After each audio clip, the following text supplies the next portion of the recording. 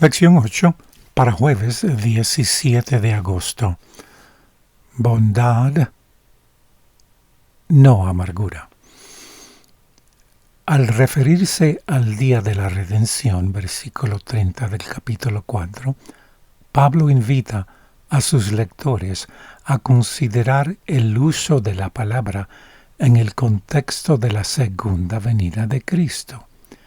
Por lo tanto, se puede interpretar que Efesios 4, 31 y 32 se refiere al uso de la palabra al acercarnos a ese gran acontecimiento.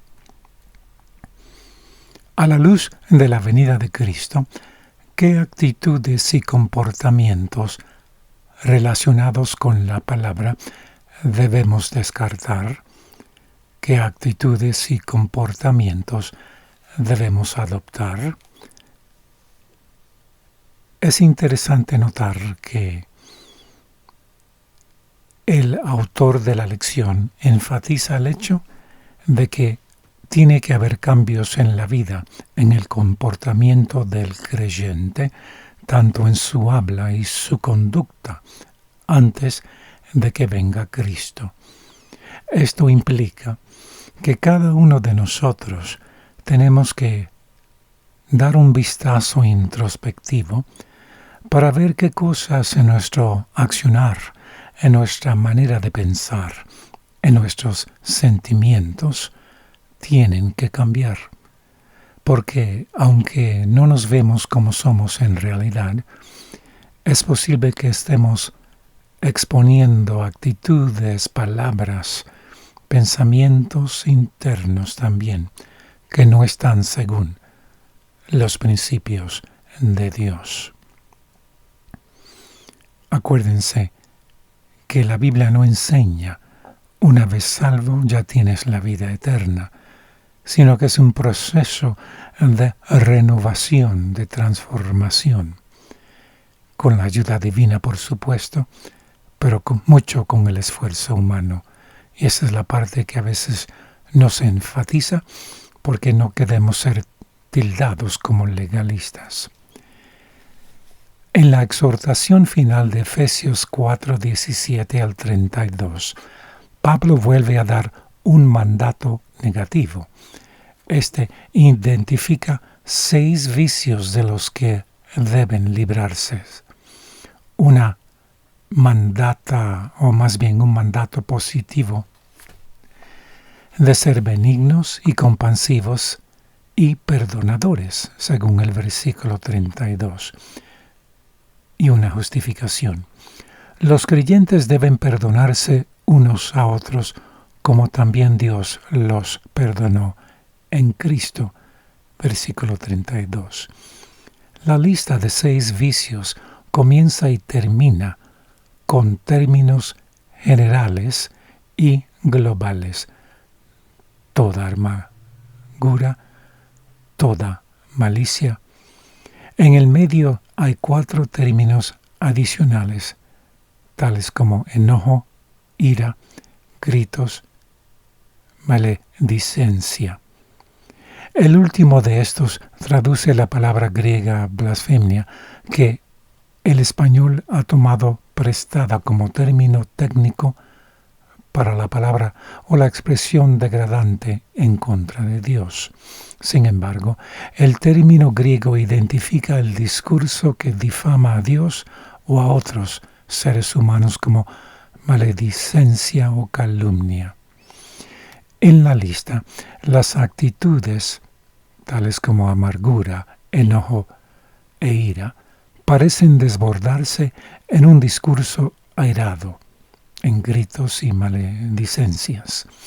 En esencia, Pablo desmilitariza el discurso cristiano. Las actitudes que impulsan el discurso airado y las estrategias retóricas que lo emplean deben eliminarse del arsenal del cristiano. La comunidad cristiana prosperará y se fomentará la unidad de la Iglesia. Comparar con Efesios 4, 1 al 16. solo cuando estas cosas se dejen de lado. Sin embargo, la maledicencia no debe suprimirse, sino reemplazarse. Las conversaciones y las acciones en la familia de Cristo y fuera de ella también no deben surgir de la ira, deben estar motivadas por la bondad. La ternura y el perdón, basados en la norma más elevada de todas, el perdón que Dios nos ha extendido en Cristo.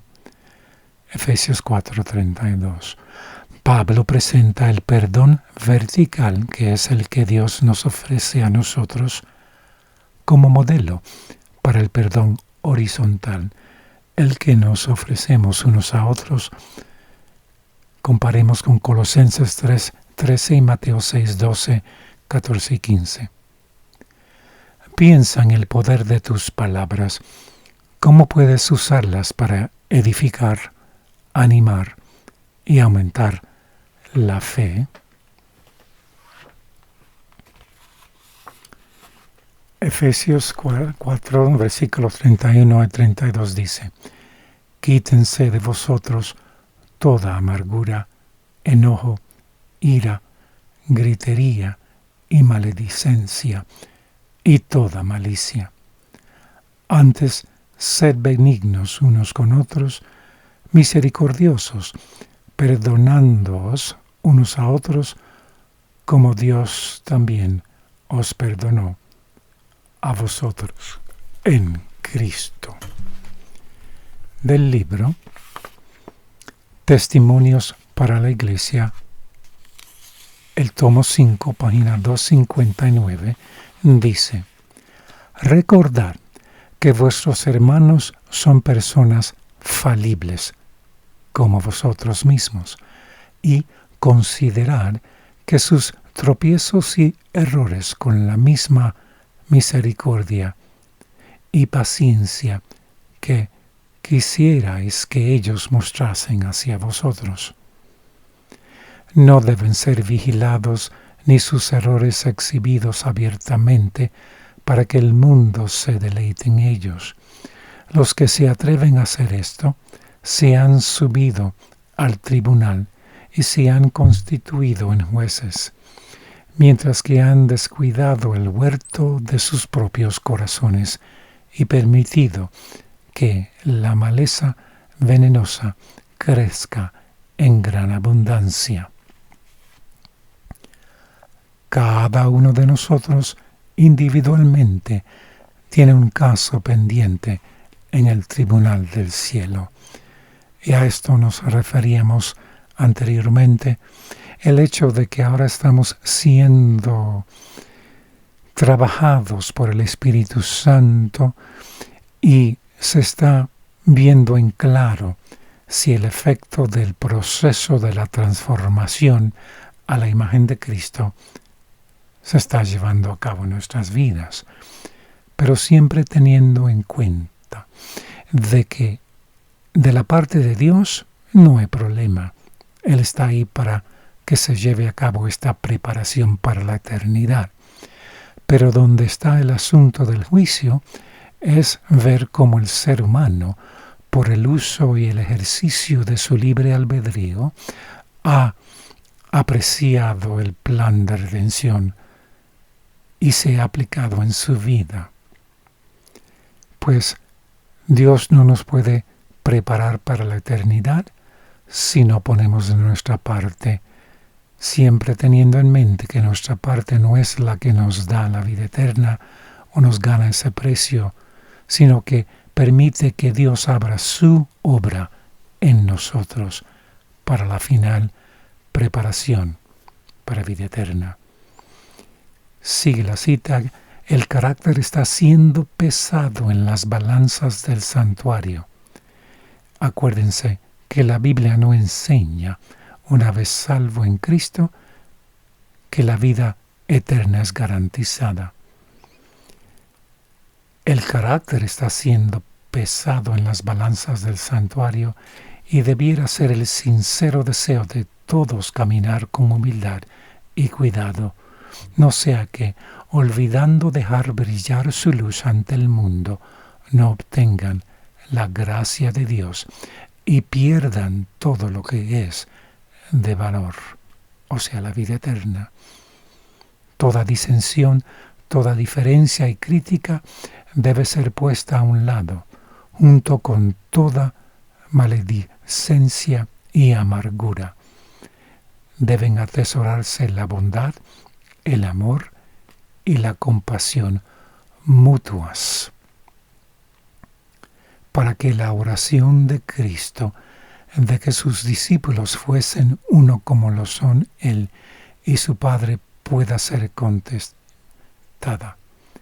La armonía y la unidad de la Iglesia son las credenciales que ellos presentan ante el mundo, demostrando que Jesús es el Hijo de Dios. La conversión genuina siempre conducirá hacia el amor genuino por Jesús y por todos aquellos por quienes Él murió. Acordaos que tenemos ese caso pendiente de nuestras vidas ante el tribunal celestial. Cristo anhela ver si estás aprovechándote de la gracia que viene del trono celestial para asistirte, para ayudarte en el proceso de la victoria sobre el pecado en la vida, y así Él pueda tomar tu esfuerzo humano y transformar tu carácter a su imagen, para que entonces seas idóneo para la vida eterna. Que tengas un día muy bendecido.